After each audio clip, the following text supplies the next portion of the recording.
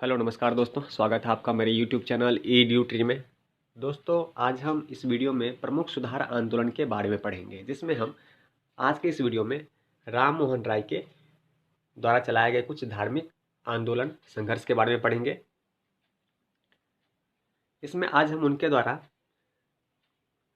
जैसे उनकी पहली दार्शनिक कृति तुहफत उल मुवाहिदीन तथा उनके द्वारा जो आत्मीय सभा का गठन किया गया, चाहे उन्होंने सती प्रथा का विरोध किया, चाहे उन्होंने ब्रह्म समाज की स्थापना की, इन सभी उनके द्वारा जो संघर्ष के रूप में जो कार्य किए गए हैं, उन सभी कार्यों के बारे में पढ़ेंगे।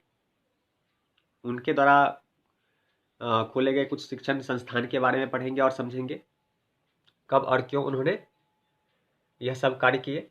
तो चलिए शुरू करते हैं आज के इस वीडियो को। तो चलिए, साथ ही अगर चैनल पे आप नए हैं तो चैनल को सब्सक्राइब जरूर कीजिएगा। तो शुरू करते हैं आज की इस वीडियो को।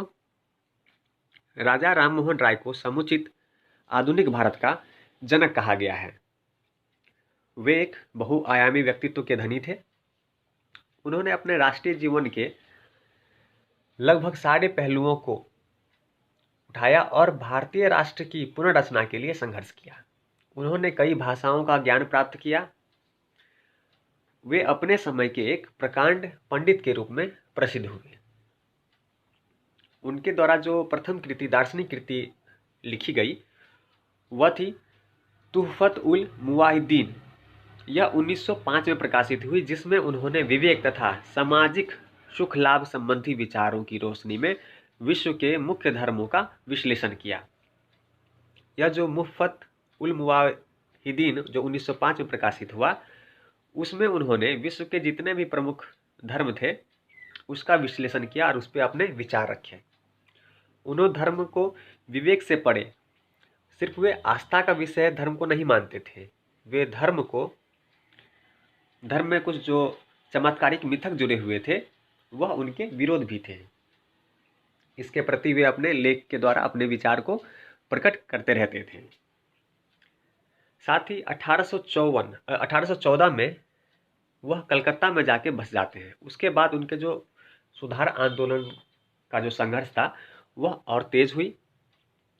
वहां उन्होंने एक सभा का गठन किया जिसका नाम था आत्मीय सभा, और धार्मिक एवं सामाजिक कुरीतियों के विरुद्ध सतत संघर्ष चलाया तथा उन्होंने सामाजिक जो कुरीति उस टाइम थी उसके विरुद्ध संघर्ष चलाया। उन्होंने मूर्ति पूजा की भर्त्सना की और एकेश्वरवाद का पक्ष लिया। स्वदेशी ग्रंथ की वास्तविक शिक्षाओं के बारे में जन समुदाय को अनभिज्ञ रखकर धार्मिक बुराइयों को बनाए रखने के लिए उन्होंने ब्राह्मण पुरोहितों को दोषी ठहराया।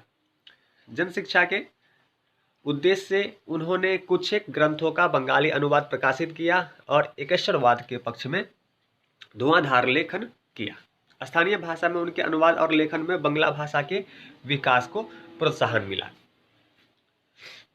वे स्थानीय भाषा में ही अपने लेख लिखते थे क्योंकि वे बंगाल में थे, वो बंगला भाषा का प्रयोग कर रहे थे। इससे क्या हुआ कि बंगला भाषा का एक तरह से विकास हुआ, इस भाषा को प्रोत्साहन मिला।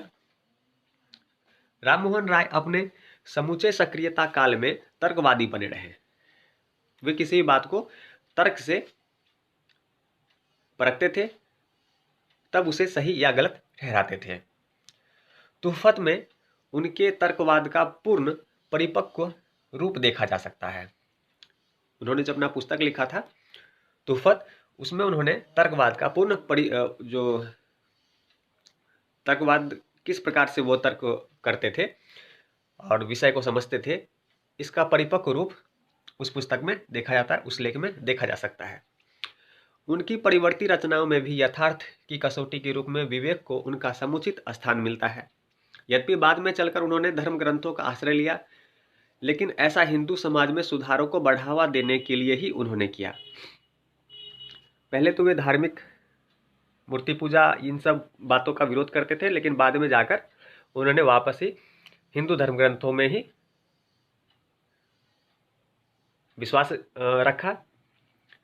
ऐसा उन्होंने हिंदू समाज में सुधार को बढ़ावा देने के लिए ही किया। 1828 में उन्होंने एक नए समाज ब्रह्म समाज की स्थापना की, जो बाद में ब्रह्म समाज के नाम से प्रसिद्ध हुआ। उनका प्राथमिक उद्देश्य था हिंदुत्व को उसकी बुराइयों से अलग करना और एकेश्वरवाद का प्रचार प्रसार। इसमें अन्य धर्मों की श्रेष्ठ शिक्षाएं भी समाहित की गई। यह मानवतावाद, एकेश्वरवाद तथा सामाजिक पुनर्सृजन के पोषण के लिए शक्तिशाली मंच बना दिया। वर्तमान सामाजिक पतनशीलता को लेकर राम मोहन अत्यंत दुखी थे। समाज में महिलाओं की दारुण दशा विशेष रूप से उनके सरोकार की विषय बनी थी। उन्होंने सती प्रथा के विरुद्ध व्यापक अभियान चलाया। हम जब राजा राम मोहन राय के बारे में पढ़ते हैं तो सती प्रथा उनके प्रमुख सुधारों में से, उनके चलाए गए अभियानों में से आज हमारे सामने आता है। उनके आंदोलनकारी प्रयासों के फलस्वरूप अंततः 1829 में भारत के governor general Lord William Bentinck ने इस प्रथा के विरुद्ध एक कानून लागू किया। मतलब राजा राम मोहन राय के प्रयास से ही सती प्रथा पर एक कानून भी बना। लेकिन विधवा जीवन के लिए जो समाधान उन्होंने सुझाया वह पुनर्विवाह नहीं बल्कि तपश्चर्या ही था। उन्होंने बहुविवाह एवं बाल विवाह की भर्त्सना की और समाज में महिलाओं के उत्पीड़न एवं उनके निम्न स्तर पर होने का विरोध हुआ। उन्होंने उनकी समस्याओं का मूल कारण संपत्ति अधिकारों का अभाव बताया। उनके विचार से भारतीय समाज को सामाजिक जड़ता से मुक्त करने के लिए महिला शिक्षण एक अन्य प्रभावी माध्यम था। उन्होंने महिलाओं को शिक्षा देने का पुरजोर समर्थन किया। उसके लिए उन्होंने काफी प्रयास किए। उन्होंने आधुनिक शिक्षा के प्रवर्तन एवं प्रसार के लिए काम किया, जो देश में आधुनिक विचारों के प्रमुख साधन की भूमिका निभा सकती थी। इसके संवर्धन के लिए उन्होंने डेविड हेयर को प्रोत्साहित एवं समर्थन दिया, जिसने कलकत्ता में अनेक गणमान्य व्यक्तियों के साथ मिलकर प्रसिद्ध हिंदू कॉलेज की स्थापना 1817 में की थी। उन्होंने अपने ही खर्चे से कलकत्ता में एक अंग्रेजी स्कूल भी चलाया। 1825 में उन्होंने वेदांत कॉलेज की स्थापना की। 1825 में उन्होंने वेदांत कॉलेज की स्थापना की, जिससे भारतीय तथा पाश्चात्य दोनों ही प्रकार के अध्ययनों की सुविधा थी।